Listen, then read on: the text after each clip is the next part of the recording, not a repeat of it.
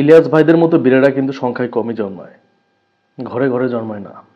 দু একজন পৃথিবীতে যায় আসে, কোনো না কোনো উদাহরণ রেখেই যায়। দেখেন ইলিয়াস ভাই কত সাহসিকতার সাথে কাজ করতেছে। আপনারা দেখছেন যে শেখ হাসিনা যেটার মাধ্যমে স্বৈরাচার হওয়ার পথটা ক্লিয়ার করছিল, সেটা হচ্ছে বিডিআর হত্যাকাণ্ড। ৫৭ জন দেশপ্রেমিক সেনা সদস্যকে হত্যা করে, তারপরে কিন্তু শেখ হাসিনা রাস্তাটা ক্লিয়ার হয়ে যায় স্বৈরাচার হওয়ার আর কি।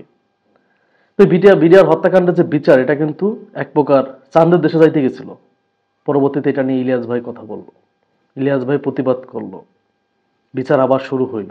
এবং শেখ হাসিনা বাংলাদেশের জনগণকে দেখানোর জন্য যে আমরা তো বিডিআর হত্যাকাণ্ডের বিচার করতেছি, নিরপরাধ যে বিডিআর সদস্যদের মানে জেলে রাখছিল তাদেরও জামিন হয়েছে। এটা সম্পূর্ণ কৃতিত্ব কার? ইলিয়াস ভাইয়ের। ইলিয়াস ভাই লাস্টে একটা ভিডিও করছিল, আপনারা দেখছেন, আমি ওইটা নিয়ে কথা বলছিলাম। ইলিয়াস ভাই বলছিল যদি এদেরকে মুক্তি দেওয়া না হয়, জামিন দেওয়া না হয়, তাহলে বিডিআর এর পরিবার আসিফ নজরুলের পদত্যাগের জন্য রাজপথে চলে আসবে, যমুনার সামনে আন্দোলন করবে। পরবর্তীতে কি হলো? জামিন দিতে হইল ২৫০ জনকে। এটা ইলিয়াস ভাইয়ের পাওয়ার। ওই যে বললাম না যে বীরেরা সংখ্যায় কমই জন্মায়, ঘরে ঘরে কিন্তু বীরেরা জন্মায় না। যে দু একটা আসে, ইতিহাস বিভিন্ন উদাহরণ রেখে যায়, সেটা আমাদের ইলিয়াস ভাই করে যাচ্ছে, একাই যুদ্ধ করে যাচ্ছে।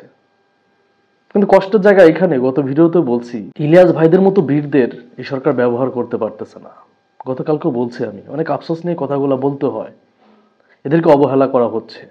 আজকে দেখছি ইলিয়াস ভাই যখন ডেইলি স্টার, প্রথম আলো কিনে কথা বলল, পিনাকি দাদা, এই ডেইলি স্টার প্রথম আলোর পক্ষে দাঁড়াইলো কে? এই সরকার। আসিফ নজরুলের শক্ত অবস্থান ছিল এটাতে, কারণ আসিফ নজরুল তো একটা ইন্ডিয়ার এজেন্ট, এটা তো ইলিয়াস ভাই প্রমাণ করছেই, আর তো প্রমাণ করার কোনো প্রয়োজন দেখি না। যাই হোক, আমাদের যে গণঅভ্যুত্থান হয়েছিল, আমাদের যে বিপ্লব, বারবার করে বলছি যে বিপ্লবের 75% চুরি হয়ে গেছে, বাকি যেটুকু আছে এটুকু ইলিয়াস ভাইদের মতো দেশপ্রেমিকদের জন্যই টিকে আছে। সেটার প্রমাণ কিন্তু ইলিয়াস ভাই রেখে যাচ্ছে বারবার করে।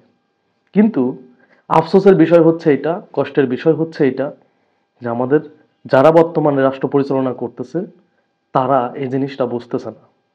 তারা বুঝেও না বোঝার ভান ধরে পড়ে আছে। তারা এই ইলিয়াস ভাই, পিনাকি দাদা, এদের মতো দেশপ্রেমিকদের অবহেলাই করে যাচ্ছে, এদের কথা শুনতেছে না। এদের কথা শুনলে দেশটা অনেক দূরে এগিয়ে যাবে, চ্যালেঞ্জ করে বলতে পারি। এরাই প্রকৃত দেশপ্রেমিক। এদের দ্বারা দেশের কোনো ক্ষতি হবে না। এদের দ্বারা দেশের ক্ষতি হইলে আজকে ইলিয়াস ভাইয়ের উবার চালাইতে হইতো না, ফুড ডেলিভারি করতে হইতো না। ইলিয়াস ভাইয়ের আমেরিকাতে ভালো জায়গায় বাড়ি থাকতো, সেটা শেখ হাসিনাই দিত। পিনাকি দাদা বিলাসবহুল জীবনযাপন করতে পারতো, সেটা শেখ হাসিনাই দিত। তারা এসব অ্যাকসেপ্ট করে নাই। তারা প্রকৃত দেশপ্রেমিক, দেশকে ভালোবাসে, দেশের মানুষের জন্য কিছু করতে চায়, সেটার জন্যই করে যাচ্ছে। দেখছেন না, একাই যুদ্ধ করে যাচ্ছে। যাই হোক, আমরা যারা আছি তাদেরকে সাপোর্ট দিচ্ছি, হয়তো সংখ্যায় কম, যতই সংখ্যায় কম হই না কেন তারা সফল হবে না, দিন শেষে আমরাই জিতবো।